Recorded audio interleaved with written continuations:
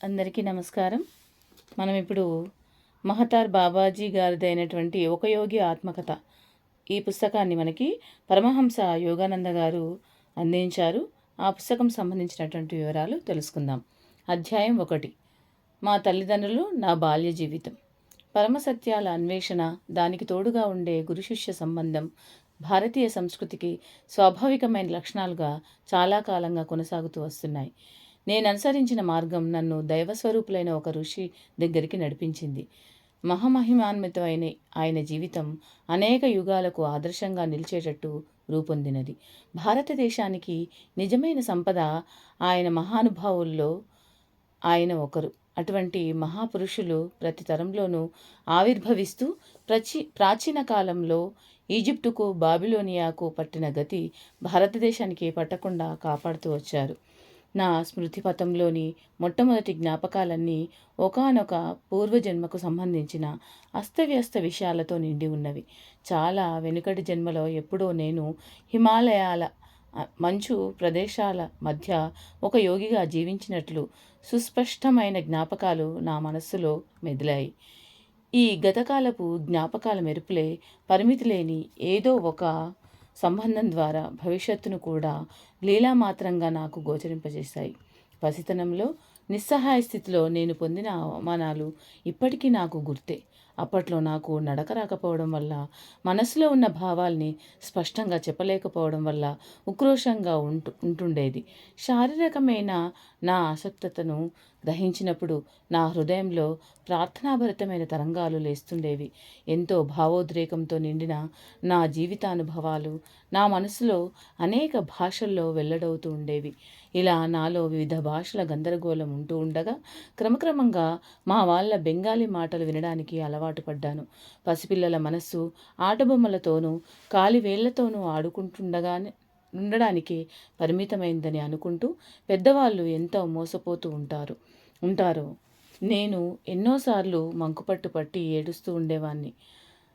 మనస్సులో అలజడి, దాన్ని వెలబెట్టుకోవడానికి అలవికాని శరీరం, ఈ రెండు దానికి కారణాలు. సాధారణంగా నా బాధ చూసి ఇంట్లో వాళ్ళు గాబరా పడుతుండడం నాకు గుర్తే.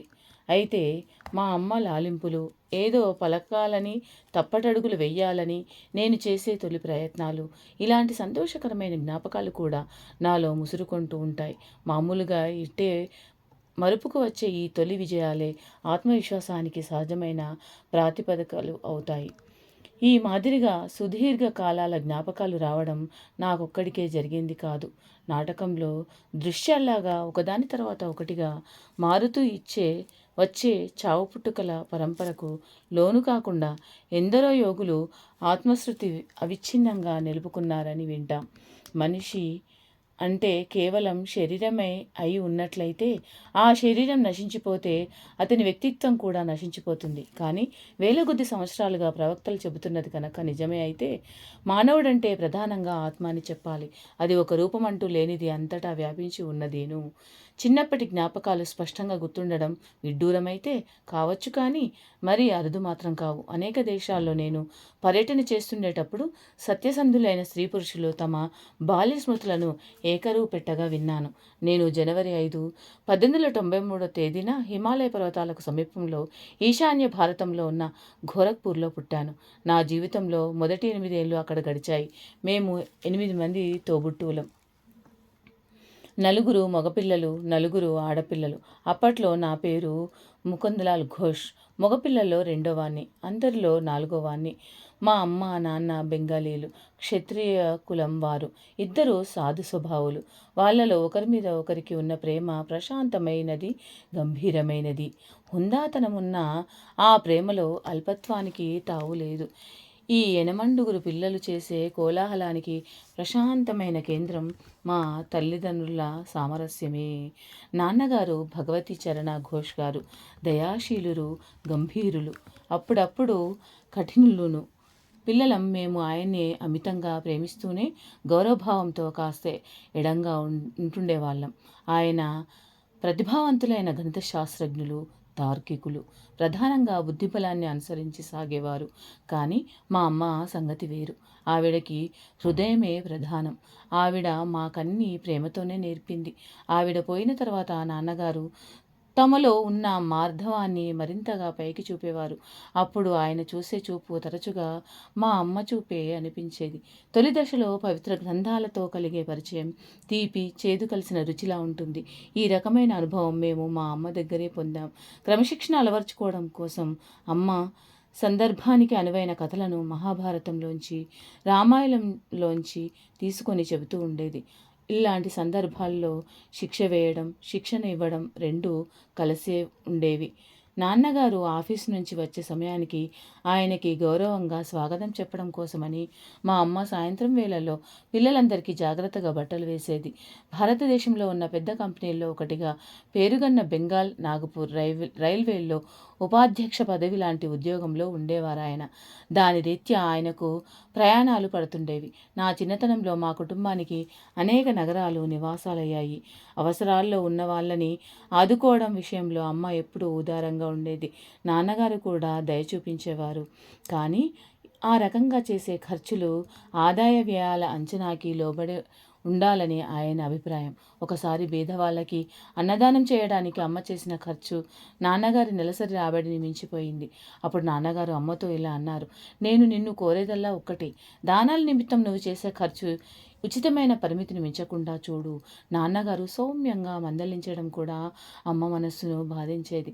తమకిద్దరికి కలిగిన ఈ అభిప్రాయ భేదాన్ని గురించి పిల్లలకి చూచాయిగా కూడా చెప్పకుండా ఆవిడ ఒక జట్కా బండిని పిలిపించింది.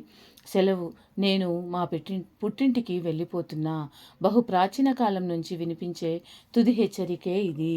ఆ మాటకి మేము తెల్లబోయి ఏడుపులు మొదలుపెట్టాం. సరిగ్గా ఆ సమయానికి ఎక్కడి నుంచో పిలిచినట్టు వచ్చాడు మా మామయ్య. వచ్చి నాన్నగారి చెవిలో ఏదో గుసగుసలాడాడు. సందేహం లేదు, యుగాలుగా ఎందరో చేస్తూ వస్తున్న హితోపదేశమే ఇది. దాని మీదట నాన్నగారు రాజీ ధోరణిలో 4 మాటలు చెప్పిన తర్వాత బండిని సంతోషంగా తిప్పి పంపించేసింది అమ్మ. నేను గమనించినంత వరకు అమ్మకి నాన్నగారికి ఏర్పడిన ఒకే ఒక వివాదం అంతటితో ముగిసింది. అయితే వాళ్ళిద్దరికీ స్వభావ సహజంగా సాగిన చర్చ మాత్రం ఒకటి గుర్తుకు వస్తుంది.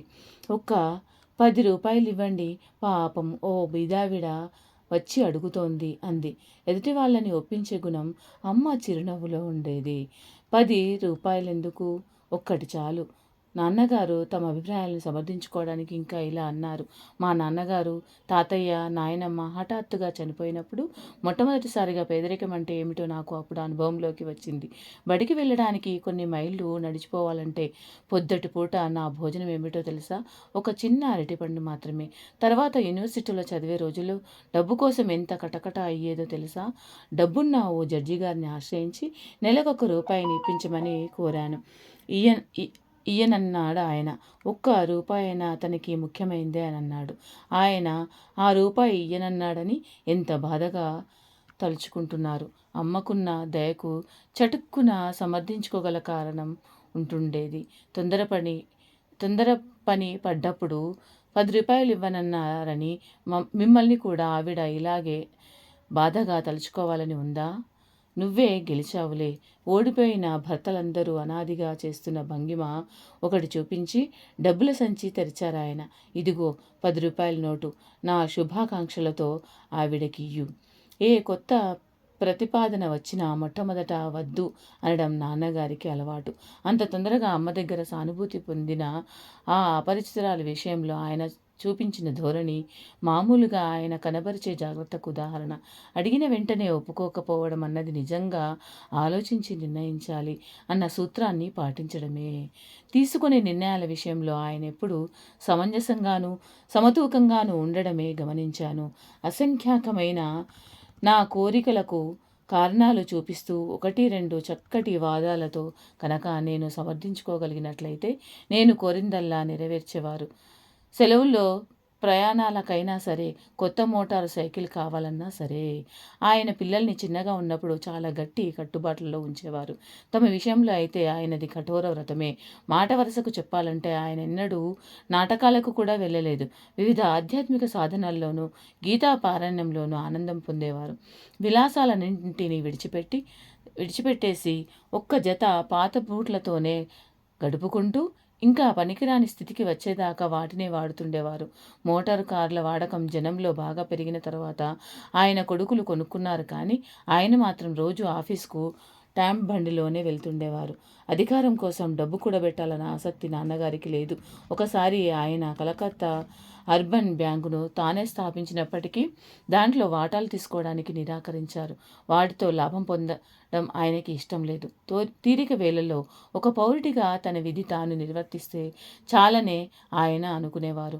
నాన్నగారు ఉద్యోగం విరమించుకున్న తర్వాత చాలా ఏళ్లకి బెంగాల్, నాగపూర్ రైల్వేల వాళ్ళ పుస్తకాల్ని తనిఖీ చేయడానికి ఇంగ్లాండ్ నుంచి ఒక అకౌంటెంట్ వచ్చాడు. అందులో ఒక విషయం గమనించి ఆయన ఆశ్చర్యపోయాడు. జరిగింది ఏమిటంటే, రైల్వే వారి దగ్గర నుంచి నాన్నగారికి బోనస్ రావాల్సి ఉంది. బకాయి పడ్డ బోనస్ కోసం ఆయన ఎన్నడూ దరఖాస్తు చేయనే లేదట. 3 పని ఆయన ఒక్కడే చేశాడు అని కంపెనీకి చెప్పాడు. అకౌంటెంటు వెనకటి నుంచి పరిహారంగా ఆయనకి చెల్లించవలసిన 1,25,000 రూపాయలు, ఆ మొత్తానికి కంపెనీ కోశాధికారి నాన్నగారికో చెక్కు పంపాడు. ఆయన దృష్టిలో అది ఎంత చిన్న విషయమంటే ఇంట్లో వాళ్ళకి చెప్పడం కూడా మర్చిపోయారు. తర్వాత చాలా కాలానికి మా ఆఖరి తమ్ముడు విష్ణు నాన్నగారి ఖాతాలో ఆ పెద్ద మొత్తం జమ అయిన సంగతి బ్యాంకు వాళ్ళు పంపిన స్టేట్మెంట్లో చూసి దాని గురించి నాన్నగారు అడిగాడు. భౌతికమైన లాభాల్ని చూసి పొంగిపోవడం ఎందుకు అని జవాబిచ్చారు ఆయన.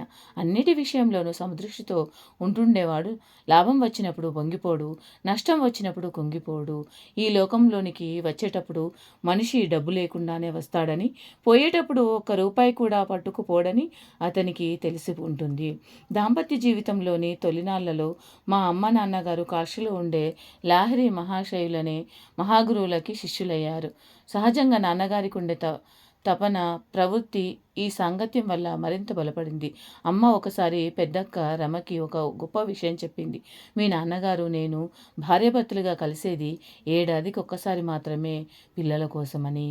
నాన్నగారు లాహిరి మహాశయుల్ని మొట్టమొదట కలుసుకున్నది అవినాశబాబు అనే రైల్వే ఉద్యోగి ద్వారా. గోరఖ్పూర్లో ఉండే రోజుల్లో ఈ అవినాశబాబు అనేక మంది భారతీయ మునుల కథల్ని మనసుకు హత్తుకొనేటట్టుగా నా చిట్టి చెవుల్లో నూరిపోస్తుండేవారు. కథ చెబుతూ చిట్ట చివరికి తమ గురువుగారి మహత్తుకు తప్పకుండా జోహార్లు అర్పిస్తుండేవారు. మీ నాన్నగారు ఎటువంటి విచిత్ర పరిస్థితిలో లాహిరి మహాశయులకు శిష్యులయ్యారో ఎప్పుడైనా విన్నావా?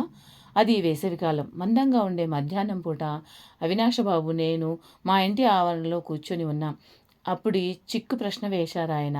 ఏం చెబుతారో వినాలన్న ఆశతో చిరునవ్వు నవ్వుతూ తెలియదన్నట్టుగా తల తిప్పాను. నువ్వింకా కొన్నేళ్లకి పుడతావనగా నేను కాశీ వెళ్ళి మా గురువుగారి దర్శనం చేసుకొని రావడానికి ఓ వారం రోజులు సెలవిమ్మని నాపై ఆఫీసర్ గారిని, అంటే మీ నాన్నగారిని అడిగాను. దానికి నన్ను వేలాకోలం చేశారాయన. మతంలో పడి పిచ్చివాడినవుతున్నావా ఏమిటి అని అడిగారు. నువ్వు కనుక పైకి రాదలుచుకుంటే ఆఫీసు పని మీదే దృష్టి పెట్టుకో అంటూ హితవు చెప్పారు. ఆ రోజు నేను విచారంగా ఇంటి మొహం పట్టి చెట్ల గుబుర్లన్నీ దారిలో నడిచిపోతుంటే పల్లకిలో వస్తూ మీ నాన్నగారు కనిపించారు. బంట్రోతుల్ని పల్లకిని వెనక్కి పంపించేసి ఆయన నాతో నడక సాగించారు. నన్ను ఓదార్చే ఉద్దేశంతో లౌకికంగా విజయం సాధించడానికి కృషి చేస్తే కలిగే లాభాలేమిటో చెప్పుకొచ్చారు. కానీ నేను దిగులు పడుతూనే ఉన్నాను. లాహిరి మహాశయ, మిమ్మల్ని చూడందే నేను బతకలేను అంటూ మొరపెడుతూనే ఉంది నా గుండె అదే పనిగా. ప్రశాంతంగా ఉన్న ఒక పొలం చివరికి సాగింది మా దారి. అక్కడ ఉవ్వెత్తుగా లేచిన కెరటంలా పెరిగిన అడవిగడ్డికి కిరీటం పెట్టినట్టుగా మెరుస్తున్నాయి సాయంకాలం సూర్యకిరణాలు. అద్భుతమైన ఆ దృశ్య సౌందర్యానికి మేము ముగ్ధులమై నిలబడిపోయాం. ఇంతట్లో ఆ పొలంలో మాకు కొద్ది గజాల దూరంలోనే మా గురువు దేవులు ప్రత్యక్షమయ్యారు. భగవతి బాబు, నీ కింద పనిచేసే ఉద్యోగి విషయంలో మీరు మరీ కఠినంగా ఉన్నారు అన్నారు ఆయన. ఆశ్చర్యచకితులమై ఉన్న మా చెవుల్లో ఆయన కంఠస్వరమే మారుమోగింది. ఎంత విచిత్రంగా ప్రత్యక్షమయ్యారు, అంత విచిత్రంగానూ అదృశ్యమయ్యారు. నేను మోకరిల్లి లాహిరి మహాశయ, లాహిరి మహాశయ అంటూ ఆశ్చర్యంతో ఆయన్ని స్మరించాను. మీ నాన్నగారు కొన్ని నిమిషాల సేపటి వరకు అక్కడే స్తంభించుకుపోయారు. అవినాష్ బాబు, సెలవు నీకివ్వడమే కాదు, నాకు కూడా నేను ఇచ్చుకుంటాను. రేపే బయలుదేరి కాశీ వెళ్దాం. నీ తరపున చెప్పడం కోసం తమ సంకల్ప శక్తి వల్ల ఇక్కడ ప్రత్యక్షం కాగలిగిన మహాగురువులు లాహిరి మహాశయుల్ని గురించి నేను తప్పకుండా తెలుసుకోవాలి. మా ఆవిని కూడా తీసుకెళ్ళి తమ ఆధ్యాత్మిక పంథాను అనుసరించడానికి మాకు దీక్ష ఇమ్మని ఆయన్ని అడుగుతాను. ఆయన దగ్గరికి తీసుకువెళ్తావా? తప్పకుండా. నా ప్రార్థన అద్భుతంగా ఫలించినందుకు, పరిస్థితులు తొందరగా నాకు అనుకూలంగా మారినందుకు ఆనందంలో మునిగిపోయాను. మర్నాడు సాయంకాలం మీ అమ్మగారు, నాన్నగారు, నేను కాశీ వెళ్ళడానికి బండి ఎక్కాం. ఆ మర్నాడు అక్కడికి చేరగానే కొంత దూరం గుర్రబండి మీద వెళ్ళి తర్వాత సన్నసన్నటి సందుల గుండా నడిచి ఏకాంతంగా ఉన్న ఇంటికి చేరుకున్నాం. గురువుగారు కూర్చున్న చిన్న గదిలోకి ప్రవేశించి వారికి ఎదురుగా ప్రణామం చేశాం. ఆయన పద్మాసనం వేసుకొని కూర్చొని ఉన్నారు. గుచ్చిగుచ్చి చూస్తూ కళ్ళు మిల్లుమిల్లాడించి మీ నాన్నగారి మీద చూపు నిలిపారు. భగవతి బాబు, మీ కింద పనిచేసే ఉద్యోగి విషయంలో మీరు మరీ కఠినంగా ఉన్నారు. 2 రోజుల కిందట గడ్డిబిడ్డలో ప్రత్యక్షమైనప్పుడు అన్న మాటలే ఇప్పుడు కూడా ఆయన అన్నారు. ఆ తర్వాత అవినాష్ బాబు నా దగ్గరికి రావడానికి మీరు అనుమతించినందుకు, అతనితో పాటు మీరు మీ భార్య కూడా వచ్చినందుకు చాలా సంతోషం అని కూడా అన్నారు. మీ తల్లిదండ్రులకు ఆయన క్రియాయోగం అనే ఆధ్యాత్మిక సాధనను ఉపదేశించి ఆనందపరిచారు. ఈ దర్శనం లభించిన రోజు చిరస్మరణమైన రోజు.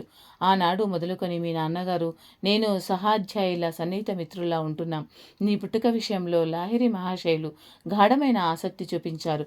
నీ జీవితం ఆయనతో తప్పకుండా ముడిపడి ఉండాలి. మహాగురువుల ఆశీస్సు ఎప్పటికీ వృధా కాదు. నేను ఈ ప్రపంచంలో అడుగుపెట్టిన కొద్దీ కాలానికే లాహిరి మహాశయులు తనువు చాలించారు. ఆయన ఫోటో ఒకటి అందంగా అలంకరించిన చట్రంలో మా ఇంట్లో ఉండేది. ఆఫీస్ వాళ్ళు చేసే బదిలీల వల్ల మా నాన్నగారు తిరిగిన ఊళ్ళలో అల్లా ఆయన ఫోటో మా పూజా మందిరానికి ఇవన్నీ తెస్తుండేది. అమ్మ, నేను అనేక రోజులు పొద్దుట సాయంత్రం తాత్కాలికంగా ఏర్పాటు చేసుకున్న మందిరం దగ్గర ధ్యానం చేస్తూ కూర్చునే వాళ్ళం. సుగంధం గల చందనంలో నుంచిన పూలతో పూజ చేస్తుండే వాళ్ళం. సాంబ్రాన్ని, గోపరసం, ధూపాలు వేసేవాళ్ళం. లాహిరి మహాశయుల్లో సంపూర్ణంగా వ్యక్తమైన దైవత్వాన్ని సమైక్య భక్తి ప్రపత్తులతో మేము ఆరాధించేవాళ్ళం. ఆయన ఫోటో నా జీవితం మీద చూపిన ప్రభావం మహత్తరమైనది. నేను పెరుగుతున్న కొద్దీ ఆ మహాశయులు గురించిన భావన కూడా నాతో పాటు పెరుగుతూ వచ్చింది. ధ్యానంలో కూర్చొని ఉండగా ఆ ఫోటోగ్రాఫ్లో ఉన్న ఆయన ఆకారం ఆ చిన్న చిత్రంలోంచి బయటకు వచ్చి సజీవ రూపం దాల్చి నా ఎదుట కూర్చున్నట్టుగా కనిపించేది. తరచూ తేజోమయమైన దేహంతో ప్రకాశిస్తున్న ఆయన పాదాలని తాకడానికి నేను ప్రయత్నించినప్పుడు మళ్ళీ అది బొమ్మలా మారిపోయేది. శైశవం గడిచి బాల్యంలోకి ప్రవేశించేటప్పటికి లాహిరి మహాశయుల రూపం నా మనసులో చట్రంలో బిగించిన చిన్న బొమ్మ రూపంలోంచి స్ఫూర్తివంతమైన సజీవ రూపంలోకి మారిపోయింది. ఏదైనా జటిలమైన సమస్య ఎదురైనప్పుడు కానీ, సంక్షోభం ఏర్పడినప్పుడు కానీ తరచుగా ఆయన్ని ప్రార్థిస్తూ ఉండేవాడిని. నాలో ఉపశమనం కలిగించే ఆయన మార్గదర్శకత్వాన్ని గమనించేవాడిని.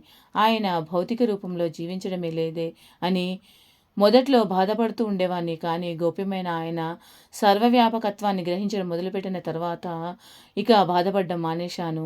తమను చూడాలని అతిగా ఆదుర్దాపడే శిష్యులకు ఆయన రక్తమాంసాలతో నిండిన దేహాన్ని చూడ్డానికి ఎందుకు రావడం? నేను మీ కూటస్థ శ్రేణిలోనే ఎప్పుడు ఉండగా అని రాస్తుండేవారట.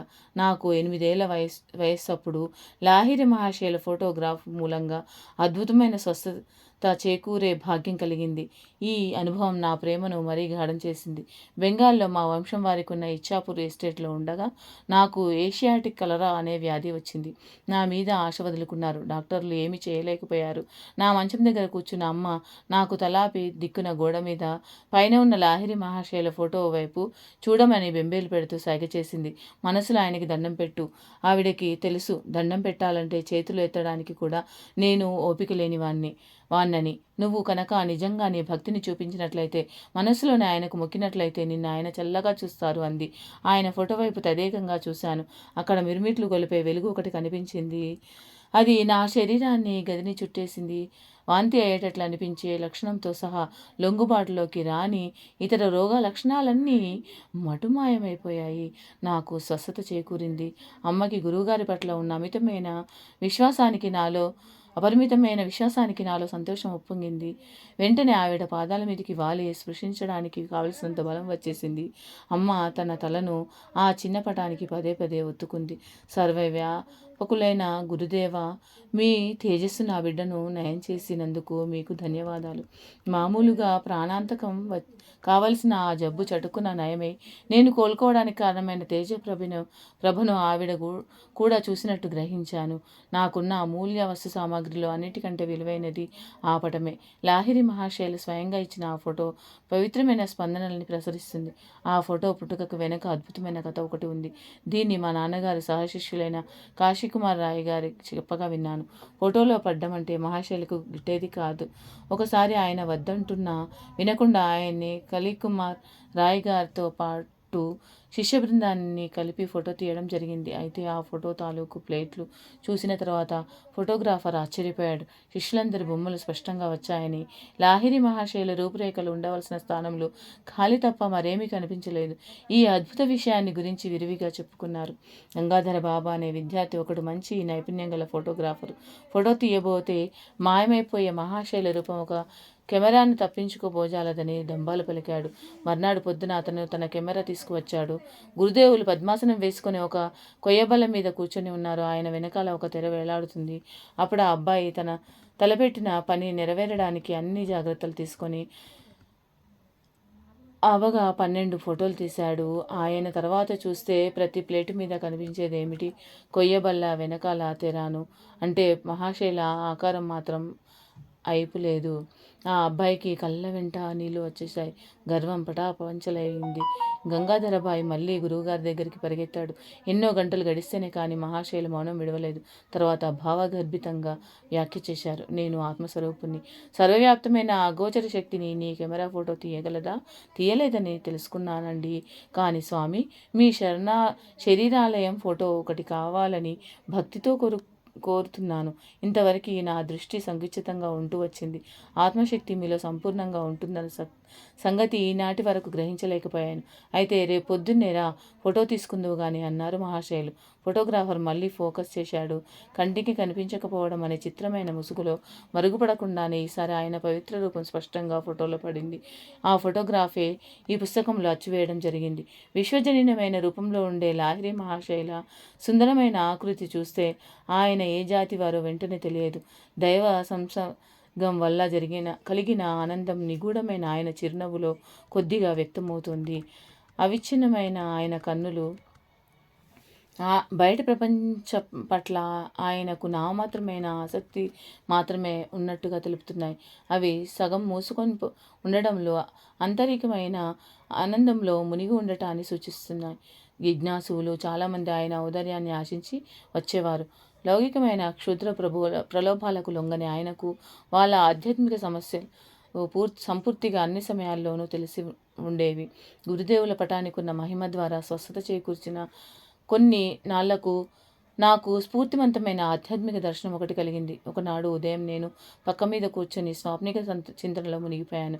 కళ్ళు మూసుకొని ఉన్నప్పుడు నుండే చీకటికి వెనకాల ఉన్నది ఏమిటి అంటూ లోతులు తెరిచే ఈ ఆలోచన నా మనసులో చొరబడింది. తక్షణమే నా అంతర్దృష్టిలో బ్రహ్మాండమైన మెరుపు లాంటి వెలుగు ఒకటి కనిపించింది. కొండ గుహల్లో ధ్యానముద్రలో కూర్చొని ఉన్న మునుల దివ్యదేహాలు నుదుటికి లోతట్టునున్న పెద్ద వెలుతురు తెర మీద చిన్న సైజు సినిమా బొమ్మల్లా రూపుగట్టాయి. ఎవరు మీరు అంటూ బిగ్గరగా అడిగాను. హిమాలయ యోగులం అన్నారు ఆ దివ్య పురుషులు. వారి సమాధానాన్ని వర్ణించడం కష్టం. నా గుండె జల్లుమన్నది. హిమాలయాలకి వెళ్ళాలని, నేను మీలాగే కావాలని ఎంతో వీలూరుతున్నాను. దృశ్యమైంది. కానీ తలతలలాడే ఆ కిరణాలు వలయాలుగా అనంతంగా పెరిగిపోతున్నాయి. అద్భుతమైన ఈ వెలుతురేమిటి? నేను ఈశ్వరుణ్ణి, నేను వెలుతురును. మేఘాల ఉరుముల్లా వినిపించింది స్వరం. నీలో కలిసిపోవాలనుంది నాకు. మెల్లగా కరిగిపోతున్న పరమానంద పారవశ్యంలో భగవంతుని అన్వేషించాలన్న ప్రేరణ శాశ్వత వారసత్వంగా లభించింది నాకు. ఆయన శాశ్వతుడు, నిత్య నూతన ఆనందరూపుడు. ఈ పారవశ్యం కలిగిన నాటి తర్వాత కూడా చాలా కాలం వరకు దీని తాలూకా స్మృతి నాలో నిలిచిపోయింది. చిన్నప్పటి జ్ఞాపకం మరొకటి కూడా చెప్పవలసి ఉంది. అక్షరాల అది చెప్పుకోవాల్సిందే. ఎందుచేతనంటే దాని తాలూకా మచ్చ ఈనాటికి నా ఒంటి మీద ఉంది. ఒకరోజు పొద్దున నేను, మా అక్క ఉమా మా గోరఖ్పూర్ కంపౌండ్లో ఒక వేప చెట్టు కింద కూర్చొని ఉన్నాం. మాకు దగ్గరలో కొన్ని చిలకలు వేప పళ్ళు తింటున్నాయి. నేను వాటినే తేరిపారి చూస్తున్నాను. మధ్య మధ్య వాటి మీద నుంచి చూపు మళ్లించగలిగినప్పుడల్లా నేను బెంగాలీ వాచకం పుస్తకం చదవడానికి అక్క నాకు సాయం చేస్తుంది. కాలి మీద కురుపు వేసిందని చెప్పి ఉమా ఆయింట్మెంట్ సీసా ఒకటి తెచ్చింది. అందులో మందు కొంచెం తీసి నా చేతి మీద పూసుకున్నాను. బాగున్న చేతికి మందు పూయడం ఎందుకు? రేపు నాకు కురుపు వేస్తుందని అనిపిస్తుందక్క. కురుపు వేయబోయే చోట నీ మందు పూసి చూస్తున్నాను. ఓరి అబద్ధాల కోరు! అక్క, నన్ను అబద్ధాల కోరు అనకు. రేపొద్దున ఏం జరుగుతుందో చూసి అను. నాకు ఉడుకుపోతనం వచ్చింది. ఉమ్మకి నా మాట మీద నమ్మకం కలగలేదు. అదే మాట 3 మాటలు ఎత్తి పొడిచింది. నేను మెల్లిగా జవాబు చెప్తుంటే నా గొంతులో దృఢమైన ప్రతిజ్ఞ ఒకటి ధ్వనించింది. నాకున్న సంకల్పశక్తి వల్ల రేపొద్దున్నకి నా చేతి మీద సరిగ్గా ఇదిగో ఇక్కడ బాగా పెద్ద కురుపు ఒకటి వెయ్యాలి. నీ కురుపు ఇప్పుడున్న దానికి రెట్టింపు అవ్వాలిగాక. తెల్లవారేసరికి నేను చెప్పిన చోట నా చేతికి పెద్ద కురుపు ఒకటి కనిపించింది. ఉమ కురుపు రెట్టింపయింది. దాంతో అక్క కెవ్వున అరిచి అమ్మ దగ్గరికి పరిగెత్తింది. ముకుందుడు మంత్రగాడయ్యాడమ్మా. మాటలకున్న శక్తిని అపకారం చేయడానికి ఎన్నడూ ఉపయోగించవద్దని అమ్మ నన్ను గంభీరంగా హెచ్చరించింది. ఆవిడ సలహాని ఎప్పటికీ గుర్తుపెట్టుకుని అనుసరించాను. ఆపరేషన్ చేసి నా కురుపు నయం చేశారు. డాక్టర్ కోత పెట్టిన చోట ఆయన మచ్చ ఈనాటికి ఉంది. మనిషి పలికే ఒట్టి మాటకు కూడా ఎంత శక్తి ఉంటుందో అనుక్షణం గుర్తు వచ్చే మచ్చ నా కుడి చేతి మీద ఉంది. ఉమతో నేనన్నవి మామూలు మాటలే, నిరపాయమైనవేనని తెలుస్తూ ఉండేవి. కానీ గాఢమైన ఏకాగ్రతతో ఉన్న ఆ మాటలకి బాంబుల్లా పేలడానికి, అవి ఎంత హానికరమైనప్పటికీ ఖచ్చితమైన ఫలితాలు కలిగించడానికి చాలినంత నిగూఢమైన శక్తి ఉంది. ఒకరి జీవితాల్లో కష్టాలు తొలగించడానికి, తద్వారా మచ్చపడకుండాను, తిట్లు రాకుండాను శస్త్రచికిత్స చేయడానికి వాక్కుల్లో ఉన్న విస్ఫోటక స్పందన శక్తిని తెలివిగా ఉపయోగించవచ్చని తర్వాత నాకు అర్థమైంది. మా కుటుంబం పంజాబ్లో ఉన్న లాహోర్కు మారింది. అక్కడ కాళికాదేవి రూపంలో ఉన్న అమ్మవారి బొమ్మ ఒకటి సంపాదించాను. ఆ బొమ్మ మా ఇంట్లో బాల్కనీలో నిరాడంబరంగా ఉన్న చిన్న మందిరాన్ని పావనం చేసింది. ఆ పవిత్ర స్థలంలో నేను చేసే ప్రార్థనలు ఏదైనా సరే ఫలిస్తుందన్న దృఢమైన విశ్వాసం ఒకటి నాలో కలిగిందని ఒక రోజున నేను ఉమతో పాటు అక్కడ నించొని 2 అబ్బాయిలు ఎగరేస్తున్న గాలిపడాలని గమనిస్తూ ఉన్నాను. వాళ్ళిద్దరూ చెరొక ఇంటి కప్పు మీద ఉన్నారు. ఆ ఇద్దరి ఇళ్ళకి మధ్యలో చాలా చిన్న సందులో ఉంది మా ఇల్లు. అంత నిశ్శబ్దంగా ఉన్నావే అంటూ ఉమా సరదాగా నన్ను తోసింది. ఏం లేదు, నేను ఏం కోరితే అది అమ్మవారు ఇవ్వడం ఎంత అద్భుతంగా ఉందో అని ఆలోచిస్తున్నాను. అమ్మవారు నీకు ఈ 2 గాలిపడగలు ఇస్తుందనుకుంటాను అంటూ వేళాకోళంగా నవ్వింది అక్క. ఎందుకు ఇవ్వదు? వాటికి సంపాదించడానికి మౌన ప్రార్థనలు ప్రారంభించాను. భారతదేశంలో గాలిపడగలు ఎగిరేయడంలో పోటీలు జరుగుతుంటాయి. వాటి దారాలకి బంక గాజుపొడి పూసి ఉంటాయి. ప్రతి ఆటగాడు తన పోటీదారులు పట్టుకున్న దారాన్ని కోసేయడానికి ప్రయత్నిస్తాడు. తెగిన గాలిపడగ ఇంకా ఇళ్ళ కప్పుల మీద తెలిపోతూ ఉంటుంది. దాన్ని పట్టుకోవడంలో భలే సరదా ఉంది. నేను ఉమా ఉన్నది పైకప్పున్న గూడు మాదిరి బాల్కనీ కావడం వల్ల తెగిన గాలిపడగ మా చేతుల్లోకి రావడం అసంభవంగానే కనిపించేది. దాని దారం ఇంటి కప్పు మీద వేలాడుతూ ఉంటుంది. మా సందుకు ఈ వైపు ఆ వైపు ఉన్న ఆటగాళ్ళు పోటీ మొదలుపెట్టారు. ఒక దారం తెగింది. దానికి ఉన్న గాలిపడగ తేలుతూ నా వైపు వచ్చింది. ఇంతలో హఠాత్తుగా గాలి తగ్గిపోవడం వల్ల ఆ గాలిపడగ ఒక్క క్షణం అలా నిలిచిపోయింది. ఆ సమయంలో దాని దారం ఎదురింటి కప్పు మీద ఉన్న నాగదేవుని మొక్కకు తగులుకుంది. దాంతో నేను పట్టుకోవడానికి వీలుగా పొడుగ్గా చక్కటి పంపు తిరిగింది. నాకు చేజిక్కిన బహుమతిని ఉమకి ఇచ్చేశాను. ఇదేదో అదృష్టవశాత్తు అసాధారణంగా జరిగిందే కానీ నీ ప్రార్థనకు ఫలితం మాత్రం కాదు. ఆ 2వ గాలిపడగ కూడా నీకు దగ్గరికి వస్తే అప్పుడు నమ్ముతాను నీ మాట అంటుంటే అక్క మాటల్లో కంటే ఆమె నల్లటి కళ్ళలోనే ఎక్కువ ఆశ్చర్యం కనబడింది. నా ప్రార్థన గాఢంగా కొనసాగించాను. బలవంతంగా గుంజలాడుకోవడంలో 2వ ఆటగాడి గాలిపడగ కూడా చటుక్కున తెగిపోయింది. గాలిలో నాట్యం చేస్తూ నా వైపు రావడం ప్రారంభించింది. మొదట నాకు సాయం చేసిన నాగదేవుని మొక్కే ఈ గాలిపడగ దారాన్ని కూడా నేను పట్టుకోవడానికి వీలుగా వంపు తిరిగేటట్టు చేసింది. నా 2 బహుమతులు కూడా ఉమ్మకి ఇచ్చేశాను. నిజమే రోయ్, అమ్మవారు నీ మాట వింటుంది. ఇదంతా నాకు మాయలా కనిపిస్తోంది అంటూ బెదిరిపోయిన లేడీలా రయ్యిన పరిగెత్తేసింది అక్క.